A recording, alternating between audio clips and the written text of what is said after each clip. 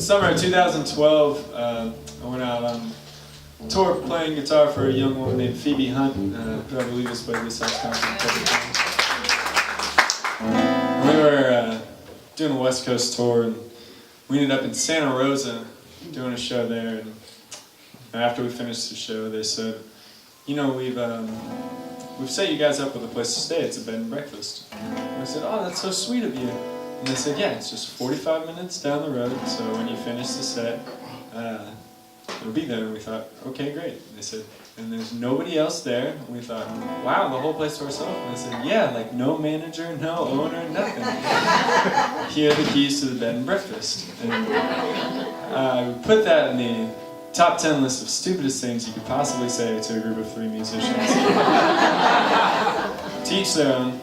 And so we head out there after the set and show up, and there's a light on, second story of the house. I thought, that's interesting. I thought nobody was going to be here. So we get to talking, and a friend Connor comes in the room, and he says, "Who are you guys just talking to?" I said, "Nobody, just each other." And he said, "No, I just saw a young woman in here. She was blonde. She had a Northern European accent, just small, slim." And I thought, well, this place is haunted. Let's go looking. And so I used my trusty iPhone flashlight app, which I no longer have because I dropped my phone. And we started exploring throughout the place and go up to the second story, and all the lights are off. That TV's not on anymore. Jiggle all the door handles are all locked. I say, well, let's go up to the third story. And at this point, Phoebe runs into her room and locks herself in and comforts herself with healing crystals that she invited early in the tour. While Connor and I go up and explore. And as soon as we walked into this one room, we just had goosebumps everywhere. And got the hell out immediately. Locked our door, called it a night. And next morning, I wake up and there's a young woman walking down the hall. She says, "Good morning." And I said, "Good morning, are you the owner?" She said, "I'm the owner's daughter." I said, "How was your stay?" I said, "Well, it was a little crazy, to tell you the truth." But I said, "Is this place haunted?" She said, "Oh yeah." And I said, well, tell me about it. She said, "Well, which one do you want to know about?" So I said, "Well, give me the world tour." She said, "Okay." She marched us up to the room that Connor and I had walked into. And she said, "This is where a young woman hung herself about 100 years ago." And, I said, "Well, do you know where she was from?" And she said, "Well, I don't know where she was from. She was a prostitute here, and most of them immigrated over from Europe."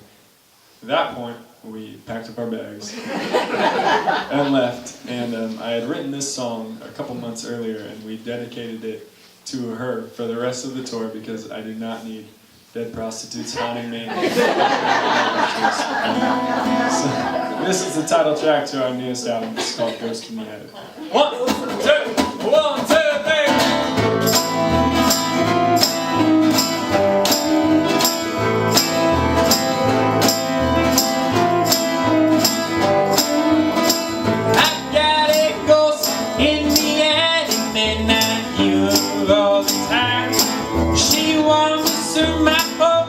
Never pays me any mind. She leaves the windows open. She wanders through locked doors. I've got a ghost in the attic. I can't sleep here anymore.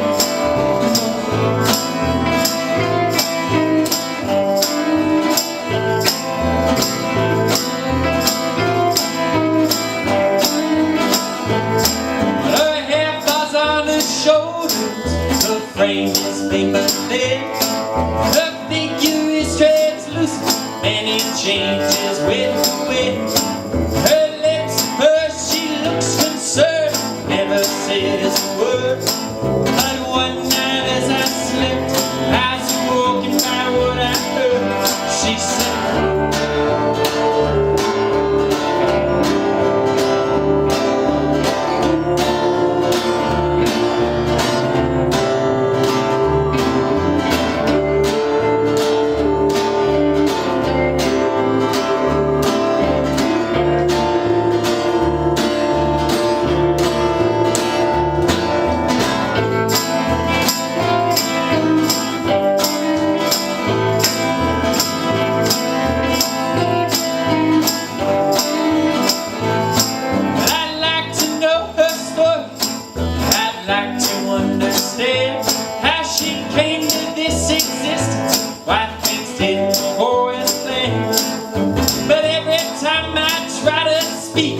overcome with fear. So I just sit and listen while she stands in front of me, singing.